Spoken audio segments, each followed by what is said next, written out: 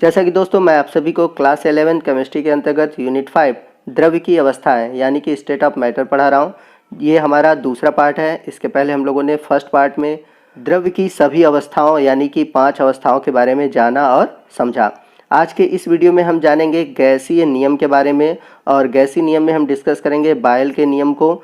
बायल का नियम क्या है, बायल के नियम को कैसे हम गणितीय रूप में प्रदर्शित करेंगे तथा इसे ग्राफ के रूप में कैसे निरूपित करेंगे, और बायल के नियम से जुड़े हुए जितने भी न्यूमेरिकल्स हैं उनको सॉल्व करेंगे। तो आइए वीडियो की शुरुआत करते हैं। तो यदि हम बात करें किसी भी गैस के बारे में, तो किसी भी गैस पर 3 चीज़ें प्रभावित करती हैं, ताप, दाब और आयतन। तो इन्हीं को लेकर हम सभी नियम को पढ़ेंगे। तो यदि हम बात करें बायल के नियम की, तो बायल के नियम के अनुसार स्थिर ताप पर निश्चित द्रव्यमान की गैस का आयतन उसके दाब के व्युत्क्रमानुपाती होता है। यानी कहने का मतलब यह है कि कोई गैस है, उसका हम ताप क्या रखेंगे, स्थिर रखेंगे, यानी कि ताप में कोई परिवर्तन नहीं करेंगे। तो जब हम ताप में कोई परिवर्तन नहीं करेंगे तो उस गैस का जो आयतन है उसके दाब के व्युत्क्रमानुपाती होता है। तो कहने का मतलब ये है कि यदि हम आयतन को बढ़ाएंगे तो दाब घटेगा, यदि दाब को बढ़ाएंगे तो आयतन घटेगा, क्योंकि इन दोनों के बीच यानी कि आयतन और दाब के बीच उल्टा रेशियो है। तो गणितीय रूप में अगर हम इसे देखें तो जैसा कि बायल्स ने बोला है कि यदि हम ताप को स्थिर रखें तो जो आयतन है दाब के व्युत्क्रमानुपाती होगा, यानी कि V समानुपाती 1/P। तो जैसा कि हम सभी जानते हैं कि जब भी समानुपाती का चिन्ह हटाते हैं और बराबर का चिन्ह लाते हैं तो एक नियतांक आता है। तो यहाँ पर K एक नियतांक है जिसे हम अनुपातिक नियतांक या फिर समानुपाती स्थिरांक कहते हैं। तो यदि हम K के रूप में लें तो K बराबर हो जाएगा PV के। तो यदि हम बायल के नियम को ग्राफ के रूप में प्रदर्शित करें तो यदि किसी गैस के निश्चित भार के विभिन्न आयतनों के संगत दाब के सापेक्ष ग्राफ बनाया जाए तो हमेशा ग्राफ जो मिलेगा वक्र के रूप में मिलेगा। यानी कि यदि हम दाब और आयतन के बीच अगर ग्राफ बनाए तो हमें ग्राफ कैसा मिलेगा, वक्र के रूप में मिलेगा। और स्थिर तापक्रम पर यह वक्र दाब के साथ साथ आयतन के परिवर्तन को दर्शाता है और कहलाता है समतापी वक्र। तो आइए ग्राफ के रूप में इसे समझते हैं। तो जैसा कि पहले ग्राफ में आप देख सकते हैं कि P के सापेक्ष V का अंकन किया गया है, यानी कि x अक्ष पर P है और y अक्ष पर V है। P हमारा दाब है और V क्या है, आयतन।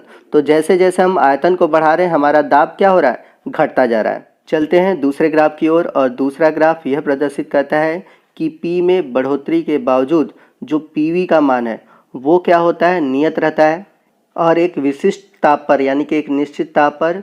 और यदि हम P के सापेक्ष PV का वक्र निकालें तो यह समतापी वक्र के रूप में प्राप्त होता है।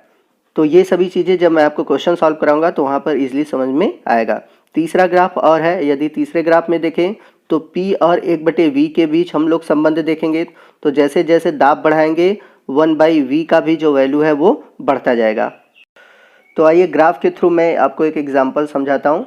तो यहाँ पर आप देख सकते हैं PV और PV के बीच संबंध दिखाया गया है। तो आप राइट साइड देखेंगे कि जो आयतन है यानी कि आयतन जब 600 है तो दाब कितना है, 4 है, यानी कि 4 बार है, और PV की वैल्यू है 2400। अब यदि हम आयतन को घटाकर 600 से क्या कर दिए, 400 कर दिए, तो जो दाब था 4 अब वो बढ़कर कितना हो गया, 6 हो गया। यानी कि हमने आयतन घटाया तो दाब हमारा क्या हो गया, बढ़ गया, लेकिन PV की वैल्यू वही है 2400। अब यदि हम आयतन को घटाकर 200 करते हैं तो दाब हमारा बढ़कर कितना हो जाता है, 12 हो जाता है, परंतु जो PV की वैल्यू है उतनी है 2400। तो आप देख सकते हैं कि जैसे जैसे हम आयतन को घटा रहे हैं तो दाब बढ़ रहा है। यही उल्टा कर सकते हैं, या हम उल्टा भी कह सकते हैं कि दाब हम बढ़ाएंगे तो आयतन क्या होगा, घटेगा। तो ये आयतन और दाब के सापेक्ष ग्राफ हो गया। और वही PV के सापेक्ष अगर हम बात करें तो PV का वैल्यू जो है हमेशा क्या रह रहा है, नियत रह रहा है। क्यों नियत रह रहा है, क्योंकि यह एक समतापी कहलाएगा। ठीक है ना, नीचे हमने लिखा हुआ है कि इसे हम इस कंडीशन को क्या बोलेंगे, समतापी कहेंगे। आई होप आपको समझ में आ गया होगा। तो अब दूसरे कंडीशन की ओर चलते हैं, बायल के नियम की ओर। अब यदि दाब जो हो 1 से अधिक दिया हो और गैसों का जो आयतन है 1 से अधिक दिया हो, तो उस कंडीशन में हम क्या करेंगे, जितने दाब दिए रहेंगे उतने दाब मान लेंगे। जैसे यहाँ पर 2 दाब दिया है तो हम P1 P2 ले लेंगे, आयतन अगर 2 दिया है तो V1 V2 ले लेंगे। तो इस कंडीशन में हम कैसे गणितीय रूप में लिखेंगे। तो हम सभी जानते हैं k बराबर क्या होता है, PV होता है। तो हम k बराबर P1 V1 ले लेंगे, ये हमारा पहला कंडीशन हो गया। दूसरे कंडीशन में k बराबर क्या लेंगे, P2 V2 ले लेंगे।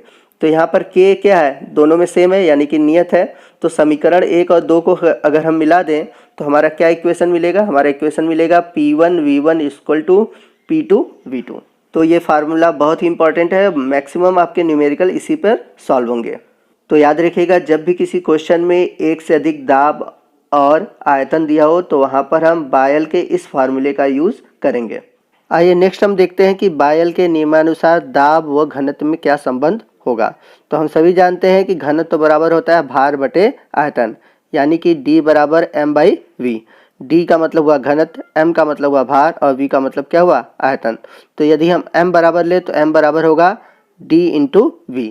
अब यदि हम क्या करें, गैस का जो भार है यानी कि जो m है उसको हम स्थिर रखें, तो D और v में हम लोग जो संबंध देखेंगे वो संबंध आएगा D प्रोपोर्शनल टू 1/v, या फिर हम कह सकते हैं v प्रोपोर्शनल टू 1/d, यानी कि जो घनत्व है आयतन का उल्टा होगा या फिर आयतन जो है घनत्व का उल्टा होगा।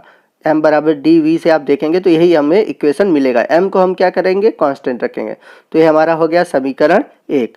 यानी कि अगर हम देखें घनत्व और आयतन में भी उल्टा संबंध है, यानी कि हम घनत्व बढ़ाएंगे तो आयतन घटेगा, तो इसे हम समीकरण 1 मान लेते हैं। अब बात करते हैं बायल के नियम के अनुसार। तो बायल के नियम के अनुसार हमने देखा कि जो प्रेशर होता है आयतन के व्युत्क्रमानुपाती होता है। तो ये समीकरण 2 हो गया। अब समीकरण 1 और 2 की तुलना करेंगे। तो यदि हम समीकरण 1 और 2 को देखें तो देखेंगे कि आयतन जो है दाब के भी व्युत्क्रमानुपाती है और घनत्व के भी व्युत्क्रमानुपाती है, यानी कि हम देखें तो दाब और घनत्व एक दूसरे के समानुपाती हैं, यानी कि P समानुपाती D। और हम सभी जानते हैं कि जब भी समानुपाती का चिन्ह हटाया जाता है तो एक नियतांक आता है। तो यहाँ पर K एक नियतांक आया है, यानी कि P बराबर KD। K एक नियतांक है जिसे हम समानुपाती स्थिरांक कहेंगे। तो K बराबर क्या हो जाएगा, P/D। तो ये था हमारा बायल के नियम और घनत्व में संबंध। तो इस आधार पर हम देखेंगे कि स्थिर तापक्रम पर किसी गैस के निश्चित भार का दाब, यानी कि ताप या तो हम निश्चित रखें, भार भी निश्चित रखें, तो उस कंडीशन में गैस का जो घनत्व है दाब के समानुपाती होता है, जैसा कि आपने ऊपर देखा। तो आइए स्लाइड के थ्रू मैं आपको पूरे कंडीशन को समझाता हूँ। तो जैसा कि बायल्स के अनुसार हम लोगों ने देखा कि अगर हम दाब बढ़ाते हैं तो आयतन घटता है, ठीक है ना, या फिर आयतन घटाते हैं तो दाब बढ़ता है। तो जैसा कि आप एक पात्र देख रहे हैं, इसमें गैस की जो अणु है बहुत ऊपर तक है, यानी कि आयतन यहाँ बहुत अधिक है, यानी कि आयतन हम मान लेते हैं यहाँ पर 100 है। तो आयतन अधिक है तो दाब क्या है, कम है, और PV की वैल्यू है 500। दूसरे कंडीशन में देखते हैं तो पात्र में देखेंगे कि जब हम प्रेशर ऊपर से बढ़ाएंगे, ऊपर से हमने प्रेशर बढ़ाया तो जो गैस का आयतन था वो क्या हो गया, घट गया। तो यहाँ पर देख रहे हैं आयतन 50 है और दाब कितना है, 10, यानी कि दाब बढ़ गया, 5 से हो गया 10, लेकिन आयतन 100 से क्या हो गया, 50, लेकिन PV की वैल्यू वही है 500। तीसरे कंडीशन में देख रहे हैं हमने प्रेशर और बढ़ाया, प्रेशर बढ़ाकर मतलब 10 से हमने क्या कर दिया, 25 कर दिया। तो आयतन देख रहे हैं 50 से घटकर क्या हो गया, 20 हो गया। यानी कि जैसे जैसे हम प्रेशर बढ़ाएंगे आयतन हमारा क्या होगा, घटता जाएगा। लेकिन इस कंडीशन में भी अगर हम देखें PV की जो वैल्यू है वो 500 ही है। तो जैसा कि मैंने पीछे आपको ग्राफ में बताया था कि जब हम P और V के बीच संबंध देखेंगे तो हमेशा उल्टा संबंध होगा। आयतन बढ़ेगा तो दाब घटेगा, आयतन घटेगा तो दाब बढ़ेगा, लेकिन दोनों कंडीशन में जो PV की वैल्यू है वो कॉमन रहेगी। तो ये था हमारा बायल का नियम, जिसमें कि हम लोगों ने बायल का नियम जाना, उनके फार्मूले को जाना, और उसके साथ साथ हम लोगों ने ग्राफीय रूप को देखा। आने वाले अगले वीडियो में हम इनसे जुड़े हुए जितने भी न्यूमेरिकल के क्वेश्चन हैं उनको सॉल्व करेंगे। तो मिलते हैं अगले वीडियो में अगले टॉपिक के साथ। तब तक के लिए जय हिंद, जय भारत।